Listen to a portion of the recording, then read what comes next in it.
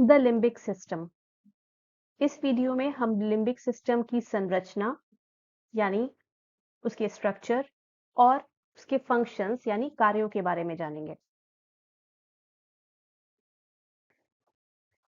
1930 के दशक में साइकाइट्री का क्षेत्र जो था उस पर सिगमंड फ्राइड के सिद्धांतों का बहुत प्रभाव था।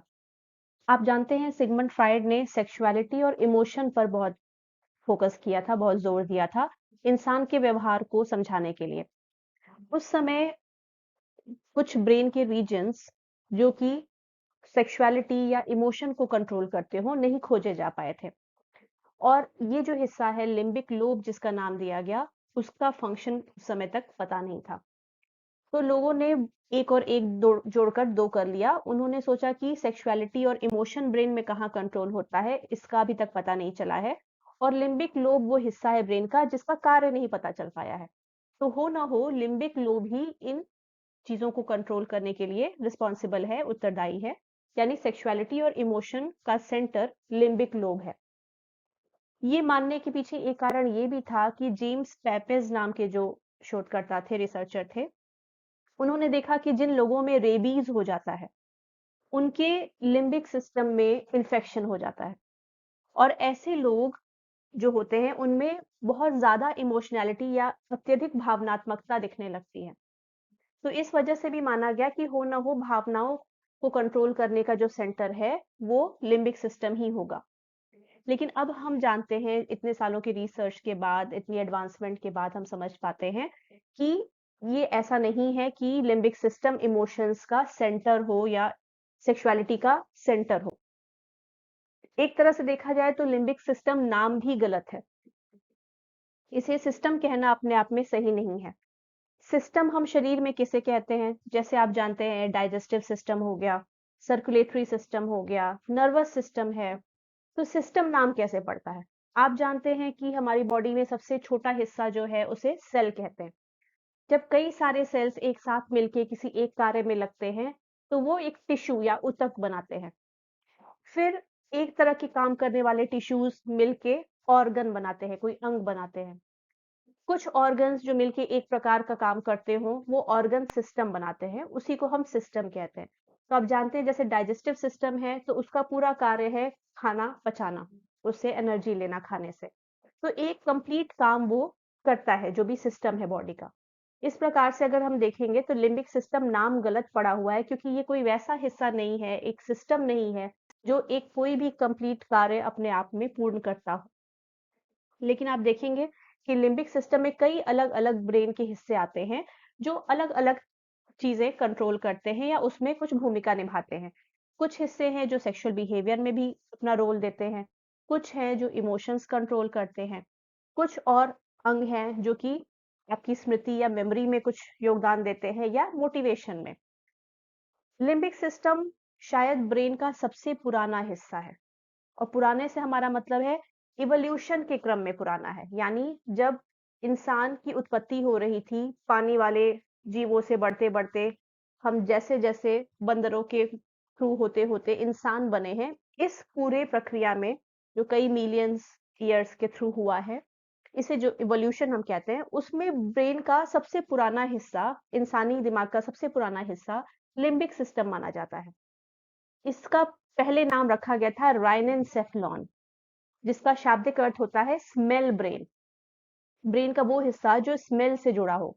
और ऐसा इसलिए नाम पड़ा क्योंकि माना जाता था कि इस हिस्से का काम और फैक्ट्री सिस्टम से संबंधित है। यानी हमारे ब्रेन में जहां पर गंध या स्मेल प्रोसेस होती है वो हिस्सा है लिम्बिक सिस्टम, इसलिए नाम रखा गया राइनेन्सेफलॉन।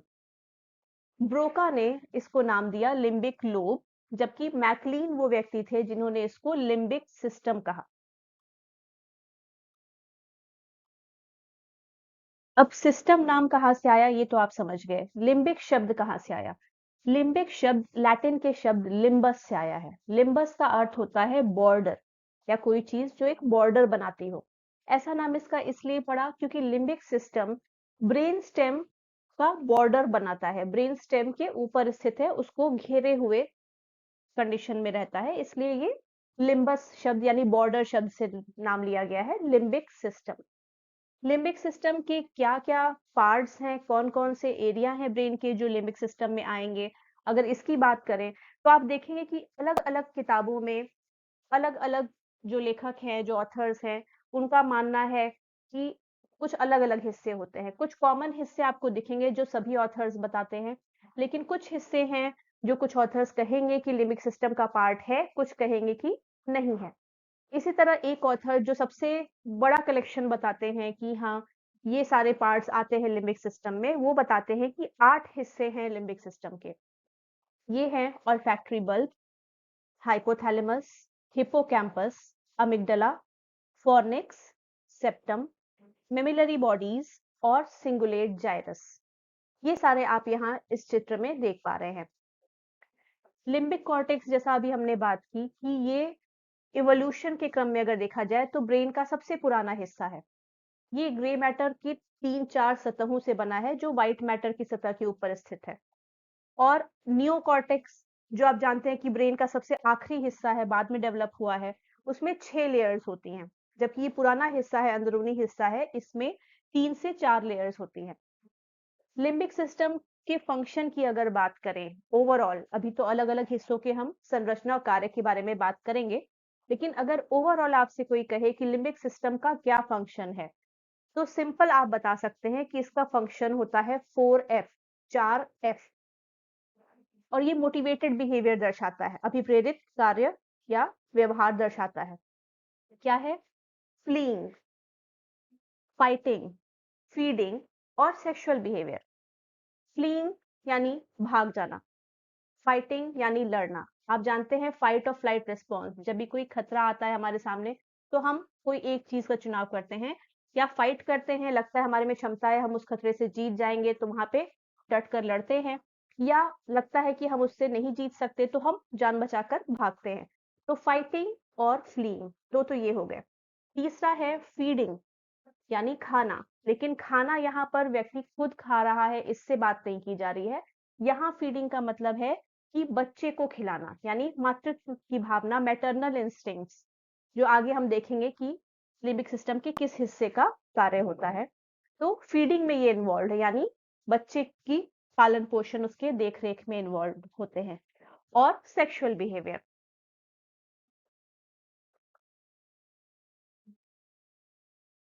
लिम्बिक सिस्टम के स्ट्रक्चर को देखना शुरू करते हैं। अगर ये हम शुरू करें अमिग्डाला से, जो कि आप यहाँ डायग्राम में देख पा रहे हैं, रेड कलर में दिखाया गया है। अमिग्डाला नाम से मतलब है, अमिग्डाला शब्द का मतलब है आलमंड यानी बादाम, क्योंकि ये बादाम के आकार का लगभग होता है। ये एक न्यूक्लियस है जो कि टेम्पोरल लोब के अगले हिस्से में स्थित होता है। इसके ठीक पीछे आप देखेंगे पर्पल कलर में दिखाया गया है हिप्पोकैम्पस। हिप्पोकैम्पस थैलेमस के निचले हिस्से से होते हुए उसको उसके ऊपरी हिस्से की तरफ जाता है, तो एक कर्व की तरह से सर्कुलर फॉर्म में ये होता है। और इसके बाद अगर आप देखें, हिप्पोकैम्पस से ही जुड़ा हुआ हिस्सा जो है वो सिंगुलेट कॉर्टेक्स का है। सिंगुलेट कॉर्टेक्स आप यहाँ देख पा रहे हैं, ग्रीन कलर में काफी बड़ा सा हिस्सा दिखाया हुआ है। सिंगुलेट कॉर्टेक्स सिंगुलेट जाइरस में स्थित होता है और ये ठीक कॉर्पस कैलोजम के ऊपर स्थित है। ये थैलेमस को ऊपरी हिस्से में कवर करता है या उसको एनसर्कल करता है। सिंगुलेट शब्द का भी मतलब है एनसर्कलिंग, किसी चीज को गोलाकार आकृति में ढकना या कवर करना। इसके बाद हम देखेंगे फॉर्निक्स। फॉर्निक्स आप यहाँ देख पा रहे हैं, पतले पतले स्ट्रक्चर्स दिखाए हुए हैं पर्पल कलर में। फॉर्निक्स लिम्बिक सिस्टम का एक बहुत मुख्य ट्रैक्ट है। ट्रैक्ट आपको अगर याद हो, हमारी एक वीडियो में जो हमने डिस्कस किया है जिसका नाम है some basics of the nervous system, जहां पे हमने देखा है कि सेंट्रल नर्वस सिस्टम में जो अलग अलग न्यूरॉन्स होते हैं, अगर कुछ न्यूरॉन्स साथ मिलके एक खास तरह का कार्य करते हैं और उन सब न्यूरॉन्स का सेल बॉडीज अगर मिल जाएं, एक गुच्छा बना ले, बंडल बना ले और किसी एक कार्य में लगे, तो उस कलेक्शन को, सेल बॉडीज के उस ग्रुप को हम कहते हैं न्यूक्लियस। जबकि अगर सबके एक्सॉन्स मिलकर एक बंडल बना लें और वो कोई एक तरह का कार्य करें, तो उसको हम कहते हैं ट्रैक्ट। तो फॉर्निक्स भी ट्रैक्ट की तरह है और इसके स्ट्रक्चर से भी, इसकी संरचना से भी आप देख पा रहे हैं, लंबी आकृति है, जैसे कई सारे एक्सॉन्स का कलेक्शन हो, उससे मिलकर बना हो। तो फॉर्निक्स बहुत ही मुख्य ट्रैक्ट है लिम्बिक सिस्टम का, और ये भी थैलेमस के ऊपरी हिस्से की ओर से होकर आता है। ये हिप्पोकैम्पस के ऊपरी हिस्से से लेकर पूरा पीछे से आगे की ओर आता है और पूरा कर्व की तरह का स्ट्रक्चर बनाता है, और ये खत्म होता है सेप्टम और मेमिलरी बॉडी में जाकर। जैसा आप यहाँ डायग्राम में देख भी पा रहे हैं, फॉर्निक्स सेप्टम में जाकर रुका है। सेप्टम ब्लू कलर में यहाँ दिखाया हुआ है, और साथ ही साथ मेमिलरी बॉडी से भी ये कनेक्टेड है, जो कि पिंक कलर में दिखा है। तो फॉर्निक्स शब्द का भी मतलब होता है आर्क या कर्व्ड स्ट्रक्चर, और वैसा ही इसकी संरचना देखकर पता चलता है। सेप्टम की अगर हम बात करें, जो यहाँ पर ब्लू कलर में दिखाया हुआ है, ये एक न्यूक्लियस है, यानी सेल बॉडीज का न्यूरॉन्स के सेल बॉडीज का कलेक्शन है। ये सिंगुलेट कॉर्टेक्स के अगले हिस्से में स्थित होता है। कई सारे ट्रैक्ट्स हैं जो सेप्टम और मेमिलरी बॉडी को अमिगडला और हिप्पोकैम्पस से जोड़ते हैं, और इस तरह आप देख पा रहे हैं कि पूरा लिम्बिक सिस्टम, जो लिम्बस शब्द का मतलब है बॉर्डर या रिंग जैसा स्ट्रक्चर, गोलाकार आकृति, ये पूरी इस तरह से कंप्लीट हो जा रही है।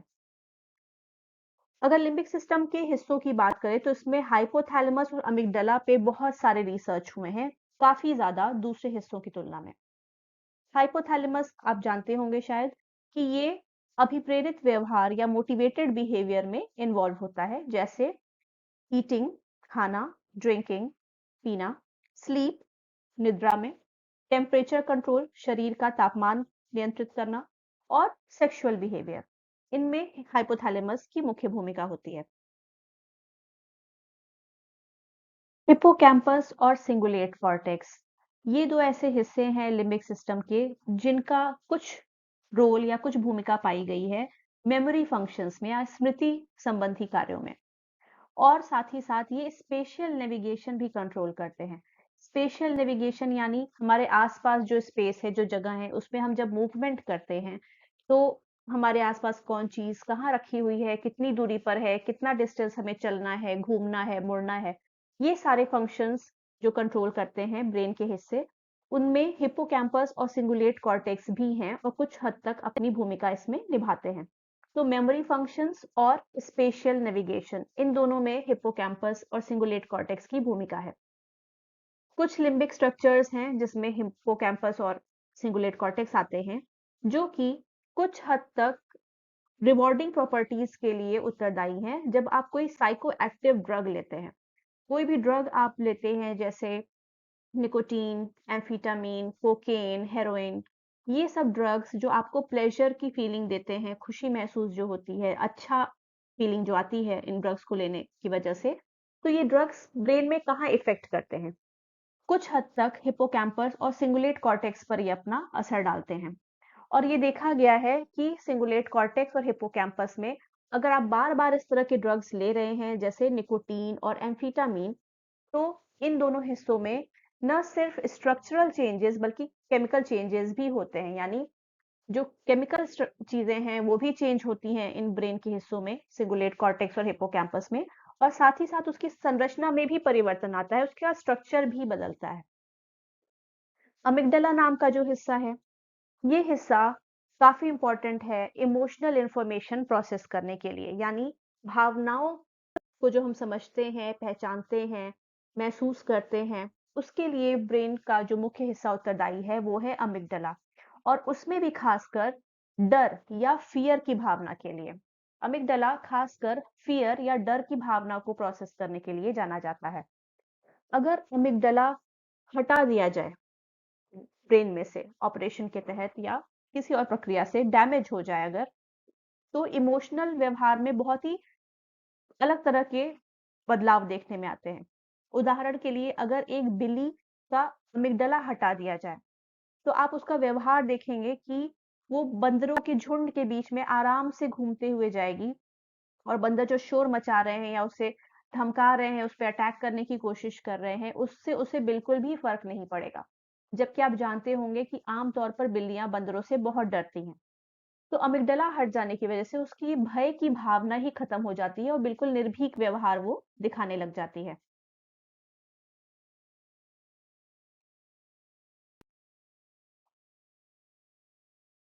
सेप्टम या सेप्टल न्यूक्लियाई भी जिसे कहते हैं, ये वो हिस्सा है जो कि हमारे कॉर्टेक्स के नीचे स्थित होता है और इसके काफ़ी सारे कनेक्शंस होते हैं इमोशन जनरेटिंग एरिया से, ब्रेन के उन हिस्सों से जहाँ इमोशंस या भावनाएँ उत्पन्न होती हैं। और इसका बहुत ही मुख्य कार्य है कि ये सोशल कनेक्टेडनेस और बॉन्डिंग की भावना को जन्म देता है। जब भी हम किसी व्यक्ति से बहुत ज़्यादा अच्छा महसूस करते हैं, उससे बहुत जुड़ा हुआ महसूस करते हैं, एक जुड़ाव की भावना आती है या सामाजिक संबंध हम स्थापित करते हैं, लोगों से जुड़ते हैं, जुड़ने की भावना होती है, ये सेप्टम में ही जनरेट होती है, सेप्टम की वजह से हमें ये भावना आती है। अगर चूहों में बात करें, ऑक्सीटोसिन नाम का जो हार्मोन है, अगर उनके सेप्टल एरिया या सेप्टम में कनेक्ट होता है या जाता है, बाइंड करता है, तो इसकी वजह से उनके अंदर मातृत्व की भावना आती है। इंसानों में अगर बात करें तो सेप्टल एरिया या सेप्टम जब एक्टिव होता है, सक्रिय होता है, तो इंसानों में पॉजिटिव फीलिंग आती है, बहुत ही सकारात्मक वो महसूस करते हैं दूसरे लोगों के प्रति। जैसे उनके अंदर दूसरों पे एकदम बेशर्त भरोसा करने की भावना आएगी, उनके अंदर बहुत ही सहानुभूति, समानुभूति की भावना आएगी, बहुत ही एम्पैथी आएगी और सामाजिक जुड़ाव महसूस करेंगे। इस एरिया में अगर एक्टिविटी होती है, तो इंसान प्रो सोशल बिहेवियर दिखाता है, यानी दूसरों की मदद करता है। उन्हें फ़ायदा पहुँचाने या मदद करने की भावना व्यक्ति के मन में आती है। और अगर इस एरिया में डैमेज हो जाए, दिक्कत हो जाए, प्रॉब्लम आ जाए कुछ, तो ये प्रो सोशल बिहेवियर की फीलिंग खत्म होने लगती है, जैसा फ्रंटोटेम्पोरल डिमेंशिया के मरीजों में देखा जा सकता है। उनमें सेप्टम एरिया क्षतिग्रस्त हो जाता है, वहाँ के सेल्स मरने लगती हैं, जिसके चलते वो दूसरों की मदद करने की जो भावना होती है या दूसरों से जुड़ाव या कनेक्शन महसूस होता है, ये भावना उनमें कम होने लगती है। चूहों वगैरह की बात करें, रोडेंट्स जो होते हैं, तो इनमें आप देखेंगे कि अगर सेप्टल एरिया डैमेज हो जाए, तो ऐसा नहीं है कि इनकी मातृत्व की भावना पूरी तरह से खत्म हो जाती है, लेकिन उसमें कुछ परिवर्तन या गड़बड़ियाँ देखने में आती हैं। जैसे माएँ मुँह से बच्चे को उठाकर कहीं ले जाना चाह रही हैं दूसरे स्थान पर बीच में ही कहीं भी उसको छोड़ देंगी या गिरा देंगी और अचानक फिर उसको दूध पिलाने लग जाएँगी, फिर कहीं उठा के रख देंगी। मतलब एक बार में एक कार्य सही से नहीं करते। तो ये प्रॉब्लम आने लगती है। कई छोटे-छोटे घोंसले या मांद टाइप का स्ट्रक्चर वो बनाएँगी और वहाँ पे अपने बच्चों को रखेंगी। यानी मातृत्व की भावना पूरी तरह से खत्म नहीं होती है, लेकिन उसमें कुछ गड़बड़ियाँ होने लगती हैं, वो सही प्रकार से नहीं दिखती है। और अगर खरगोशों की बात करें, तो उनमें अगर सेप्टल एरिया डैमेज होता है, तो इनका व्यवहार कुछ अलग तरह का होता है। इनमें जो माएँ रहेंगी, वो अपने घोंसले या माद या बिल जो भी बनाते हैं बच्चों को रखने के लिए, वो बनाएँगी ही नहीं और अगर बनाया भी, तो उसमें बच्चों को दूध पिलाने के लिए घुसेंगी नहीं, बाहर ही रहेंगी, अंदर जाएँगी ही नहीं। तो इस तरह के व्यवहार देखने में आते हैं अगर सेप्टम या सेप्टल न्यूक्लियाई डैमेज होता है। अब बात करते हैं फॉर्निक्स के कार्यों की। फॉर्निक्स जैसा कि आपने देखा कि ये लिम्बिक सिस्टम का मुख्य ट्रैक्ट है और ये हिप्पोकैम्पस का मुख्य आउटपुट ट्रैक्ट भी है, यानी हिप्पोकैम्पस से जो जानकारियां दिमाग के दूसरे हिस्सों को जाती हैं वो फॉर्निक्स के द्वारा जाती हैं। तो फॉर्निक्स का मुख्य कार्य होता है हिप्पोकैम्पस से जानकारियां मैमिलरी बॉडीज की तरफ ले जाना और थैलेमस के एंटीरियर न्यूक्लियाई की तरफ ले जाना। फॉर्निक्स का विशिष्ट कार्य क्या है, ये तो अभी तक ठीक-ठीक पता नहीं चल पाया है, लेकिन ऐसा माना जाता है कि मेमोरी में या स्मृति में इसका कुछ योगदान है। खासकर लॉन्ग टर्म मेमोरी यानी दीर्घकालिक स्मृति को रिकॉल करने में, वो स्मृतियाँ, वो याददाश्त वापस लाने में, यानी पुरानी घटनाएँ जो हो चुकी हैं, उनके बारे में सोच पाने, याद कर पाने में इसका कुछ रोल होता है। खासकर जो दीर्घकालिक मेमोरी की हम बात कर रहे हैं, उसमें भी एपिसोडिक मेमोरी जो कि एक प्रकार की डिक्लेरेटिव मेमोरी होती है, इसको याद करने में, इसकी चीजें रिकॉल कर पाने में फॉर्निक्स का कुछ योगदान माना जाता है। अगर मेमिलरी बॉडीज के कार्यों की बात करें, तो सबसे पहले तो समझेंगे कि मेमिलरी बॉडीज नाम क्यों पड़ा। बॉडीज नाम इसलिए पड़ा है क्योंकि ये एक नहीं दो होते हैं, यानी ये जोड़ों में आते हैं, पेयर्ड स्ट्रक्चर है ये। एक लेफ्ट हेमिस्फीयर में रहेगा, एक राइट में रहता है। और इनका नाम ऐसा क्यों पड़ा मैमिलरी बॉडीज, क्योंकि पहले के रिसर्चर्स या शोधकर्ता जो थे उनको इसका आकार, इसका स्ट्रक्चर यानी इसकी संरचना ब्रेस्ट की तरह या स्तनों की तरह लगा। आप जानते हैं मैमल्स हम कहते हैं स्तनपाई, तो मैमल वर्ड या मैमिलरी शब्द जो है स्तन से संबंधित है। तो इसका आकार स्तन की तरह उनको लगा, इसलिए मैमिलरी बॉडीज इन्होंने नाम दे दिया इसका। इसके कार्य की अगर बात करेंगे तो इसका सबसे मुख्य कार्य है मेमोरी में यानी स्मृति में। और ये बहुत पहले से 1800 की शताब्दी से आप समझ पाएंगे कि शोधकर्ता जानते हैं कि इसका कार्य मेमोरी में ही है। जैसे कोर्साकोफ सिंड्रोम की अगर हम बात करें, ये एक डिसऑर्डर है जिसमें विटामिन B1 जिसको थायामीन भी कहते हैं उसकी कमी हो जाती है, जिस वजह से ये डिसऑर्डर होता है। अब कोर्साकोफ सिंड्रोम जो होता है इसमें एक मुख्य लक्षण देखने में आता है कि एमनेशिया हो जाता है या याददाश्त की परेशानी हो जाती है, चीजें भूलने लगती हैं। और इसमें पाया गया है कि मेमोरी बॉडी का क्षय होने लगता है, वहां की सेल्स मरने लगती हैं। इससे भी हम समझ सकते हैं कि मेमोरी बॉडी का एक काफी महत्वपूर्ण काम स्मृति में यानी हमारे मेमोरी में है। पर ऐसा नहीं है कि इसका सिर्फ मेमोरी संबंधी ही कार्य है। एक और बहुत महत्वपूर्ण कार्य इसका है जो है नेविगेशन, स्पेशल नेविगेशन। ये देखा गया है कि मेमोरी बॉडी के कुछ सेल्स हैं जो तभी सक्रिय होते हैं जब किसी जानवर या इंसान का सर किसी खास दिशा की ओर घूमा हुआ होता है। इसका मतलब इसका कार्य कुछ हद तक नेविगेशन में होगा और ये एक कंपास की तरह काम करता है, हमें डायरेक्शन का सेंस देता है, किस दिशा में हम हैं, हमारा सर किस दिशा में घुमा हुआ है, इसका अंदाजा हमें मिल पाता है। तो इसमें भी मेमोरी बॉडीज की कुछ भूमिका होती है। ऑल्फैक्टरी बल्ब के फंक्शंस, हमारे पास दो ऑल्फैक्टरी बल्ब होते हैं जो कि हमारे नाक के ठीक ऊपर ब्रेन में स्थित होते हैं, दोनों नेजल कैविटी के ठीक ऊपर, यानी दोनों जो नाक के छिद्र हैं उसमें ऊपर जाकर बिल्कुल ठीक ऊपर दो ऑल्फैक्टरी बल्ब होते हैं। इनका काम है नाक से जो गंध आ रही है उस इंफॉर्मेशन को लेना और सीधे उसको ब्रेन में प्रोसेस होने के लिए भेज देना ऑल्फैक्टरी ट्रैक्ट के माध्यम से। ऑल्फैक्टरी बल्ब में ओडर सेलेक्टिविटी होती है, यानी कुछ खास प्रकार की गंध को ये कई गुना तीव्र कर देती है, बढ़ा देती है और बैकग्राउंड में जो अन्य गंध हैं उनको कम कर देती है।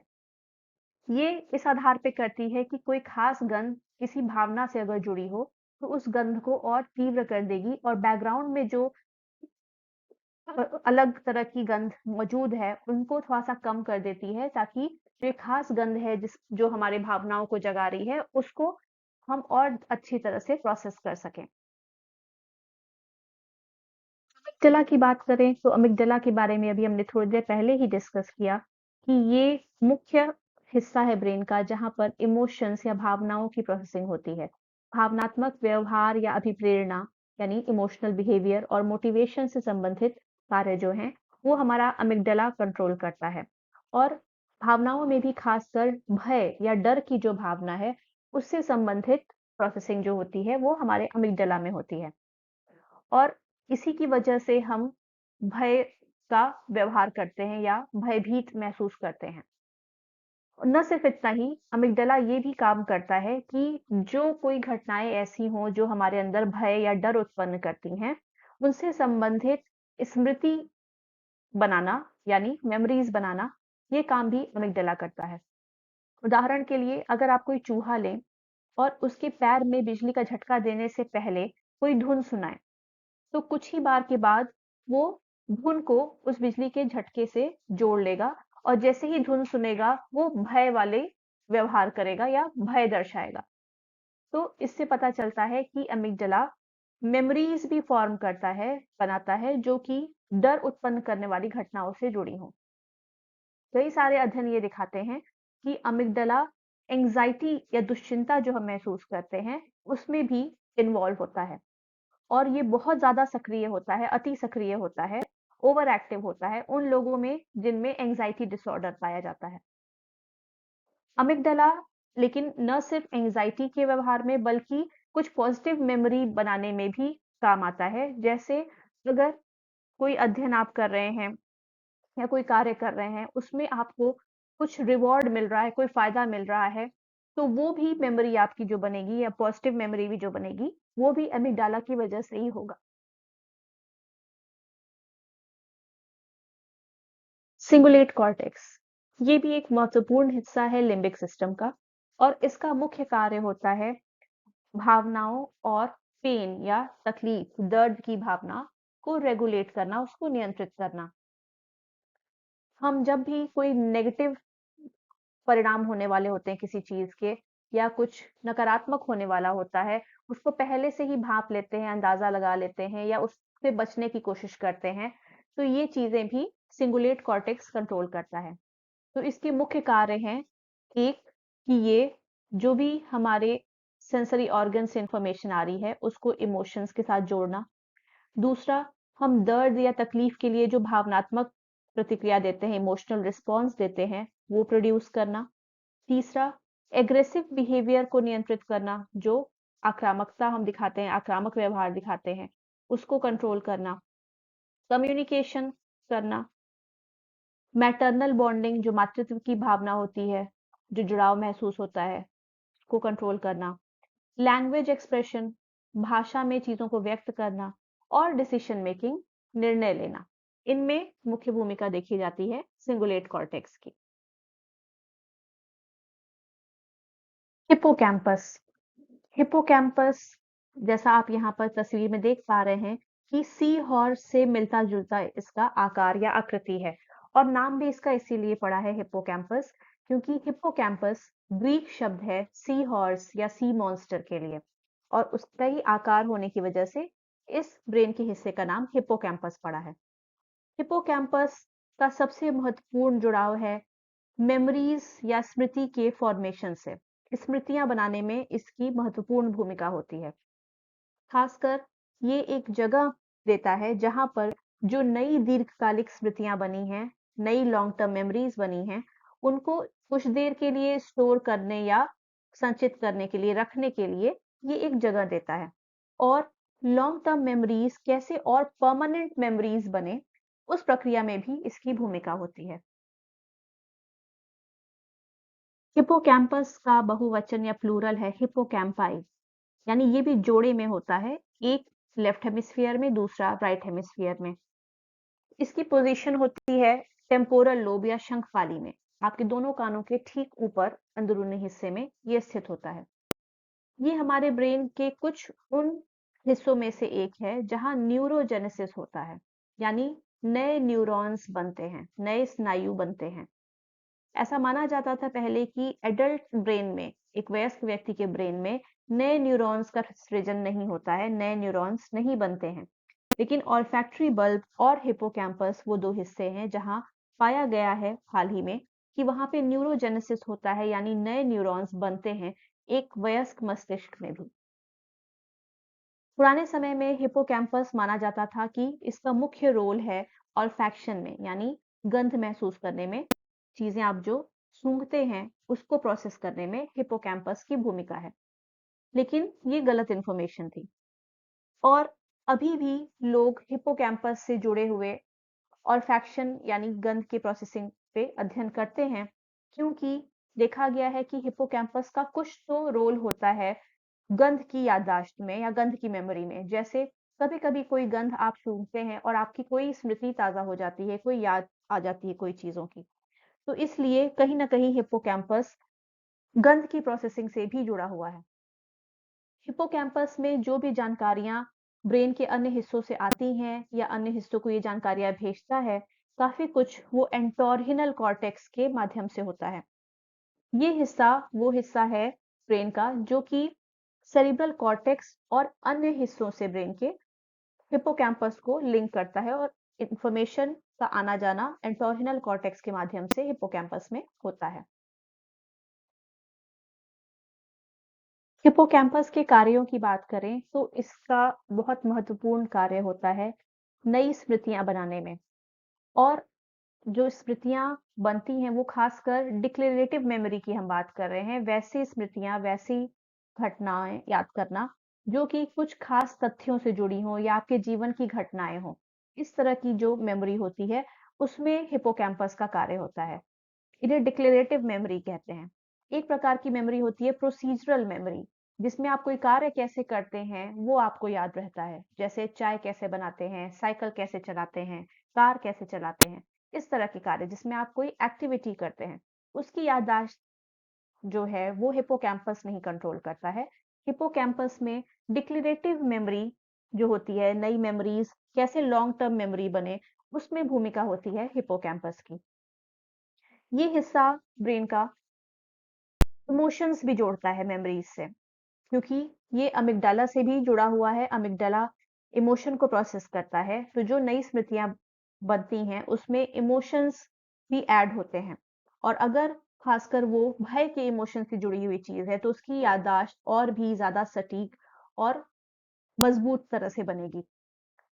हिप्पोकैम्पस के फंक्शन के बारे में पहली बार पता चलना शुरू हुआ 1953 में, जब एचएम नाम के पेशेंट, जो कि इनका काल्पनिक नाम है, जिनकी तस्वीर यहाँ दिखाई जा रही है, एचएम पेशेंट जो थे, इनको मिर्गी के बहुत दौरे आते थे और इनके टेम्पोरल लोब यानी शंखपाली में समस्या थी, जिस जगह आपका हिप्पोकैम्पस स्थित होता है। जब कई सारी दवाएं और अन्य प्रक्रियाएं करने के बाद इनके मिर्गी के दौरे आने बंद नहीं हुए, तो आखिरी उपाय बचा कि सर्जरी करके इनके दिमाग से वो हिस्सा ही हटा दिया गया जहां पर मिर्गी के दौरे आते थे। लेकिन ये करने में ब्रेन के दोनों हिस्सों से, लेफ्ट और राइट हेमिस्फीयर से, हिप्पोकैम्पस हट गया। सर्जरी के बाद देखा गया कि एचएम की संज्ञानात्मक की जो क्षमता थी वो तो ठीक थी, कॉग्निटिव फंक्शंस बिल्कुल ठीक थे, लेकिन इसके बाद वो नई मेमोरीज नहीं बना पाते थे, नई स्मृतियां नहीं बनती थी, जिसे एंट्रोग्रेड एमनेशिया कहते हैं। इससे हमारा विश्वास और पुख्ता हुआ कि हिप्पोकैम्पस नई स्मृतियों को बनाने में कुछ भूमिका रखता है। हिप्पोकैम्पस की भूमिका स्पेशल मेमोरी और नेविगेशन में भी है, यानी अपने आसपास के एरिया में हम किस तरह से मूवमेंट करते हैं, कौन सी चीजें कहाँ रखी हुई हैं, क्या कहाँ स्थित है, रास्ता कहाँ है, रुकावट कहाँ है, ये सारा जो इंफॉर्मेशन है ये हमारे हिप्पोकैम्पस के पिछले हिस्से में स्थित होता है। यानी वहाँ जो हिप्पोकैम्पस का पिछला हिस्सा है वो इन चीजों को कंट्रोल करता है। हमारे दिमाग में एक कॉग्निटिव मैप होता है, यानी एक संज्ञानात्मक मानचित्र होता है, जहाँ पे हम कोई चीज इमेजिन कर पाते हैं। जैसे अगर किसी को आपको कहीं का रास्ता बताना हो तो आपके दिमाग में वो पूरा रास्ता आता है कि यहाँ पर एक शॉप है, वहां से लेफ्ट टर्न लेना है, फिर एक चौड़ा रास्ता है, बाएं रास्ते पर जाना है, फिर दाईं तरफ कुछ है, कोई बिल्डिंग है, कोई पेड़ है, ये पूरा मैप आपके दिमाग में होता है। इसमें भी हिप्पोकैम्पस का ही रोल है, और खासकर उसके पिछले हिस्से का। ये इंफॉर्मेशन खासकर उन लोगों की बहुत स्ट्रांग होती है जो अक्सर ट्रैवल करते हैं। जैसे एक अध्ययन हुआ था जिसमें देखा गया, और इसमें 16 लंदन के टैक्सी ड्राइवर्स को शामिल किया गया था, और ये पाया गया कि ग्रे मैटर उनके ब्रेन में हिप्पोकैम्पस के पिछले हिस्से में काफी ज्यादा था आम लोगों की तुलना में। ऐसा इसलिए क्योंकि वो अक्सर ट्रैवल करते हैं, वो कार चलाते हैं, अलग-अलग हिस्सों में जाते हैं, उनका कॉग्निटिव मैप ज़्यादा स्ट्रॉन्ग था, उनका पोस्टीरियर हिप्पोकैम्पस आम लोगों की तुलना में ज़्यादा स्ट्रॉन्ग था। यानी हिप्पोकैम्पस का पिछला हिस्सा स्पेशल मेमोरी और नेविगेशन में भूमिका निभाता है। एक बहुत महत्वपूर्ण बात, हिप्पोकैम्पस जैसा कि आमतौर पर लोग मानते हैं कि मेमोरी में इन्वॉल्व्ड है, यानी लॉन्ग टर्म मेमोरी, दीर्घकालिक स्मृति यहाँ पर स्टोर होती है, संचित होती है, तो ऐसा बिल्कुल भी नहीं है। हिप्पोकैम्पस में मेमोरी स्टोर नहीं होती है। ये वो हिस्सा है जो लॉन्ग टर्म मेमोरी को टेम्पोररली स्टोर करता है, बस थोड़ी देर के लिए स्टोर करता है। ये एक ट्रांसफर सेंटर का काम करता है लॉन्ग टर्म मेमोरी के लिए। यानी मेमोरी की इंफॉर्मेशन यहाँ आती है, थोड़ी देर के लिए यहाँ पर स्टोर होती है, और उसके बाद दूसरे हिस्सों में भेज दी जाती है।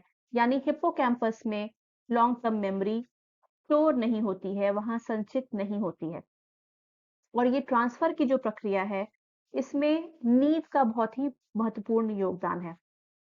नींद के समय क्या होता है कि हिप्पोकैम्पस में जो भी न्यूरॉन्स हैं, वहाँ पे मेमोरी घूमती रहती है, सर्कुलेट करती रहती है, और नींद के दौरान जो सबसे ज़्यादा घूमने या सर्कुलेट करने वाली मेमोरी है हिप्पोकैम्पस में, वो उस ब्रेन एरिया में ट्रांसफर कर दी जाती है, भेज दी जाती है, जहाँ पे वो उपजी थी या जहाँ पे उसका ओरिजिन हुआ था, जहाँ से वो शुरू हुई थी। और इस प्रकार से वो short term memory long term memory में बदल जाती है। अब हिप्पोकैम्पस में डैमेज हो जाए, उसमें क्षति पहुंचे तो क्या परेशानियां सामने आएंगी? जाहिर है कि जो कार्य हिप्पोकैम्पस करता था, उसमें परेशानियां होंगी और वो कार्य नहीं कर पाएगा, जैसे मेमोरी लॉस। तो किस हद तक का डैमेज हुआ है, कितने बड़े क्षेत्र में डैमेज हुआ है हिप्पोकैम्पस के, उसके आधार पर ये तय होगा कि मेमोरी लॉस जो होगी, जो स्मृतियां आपकी भूलने लग जाएंगी या भूल जाएंगी, वो बहुत कम स्तर की होगी या बहुत ज्यादा बड़े स्तर पर होगी कि बहुत ज्यादा याददाश्त आपकी चली गई है। डिसओरिएंटेशन हो जाता है, समय और जगह को लेके आपको कंफ्यूजन बना रहता है कि हम कहाँ हैं, किस समय में है वगैरह, क्योंकि इससे संबंधी याददाश्त भी प्रभावित हो सकती है। नई मेमोरीज बनना बंद हो सकती हैं।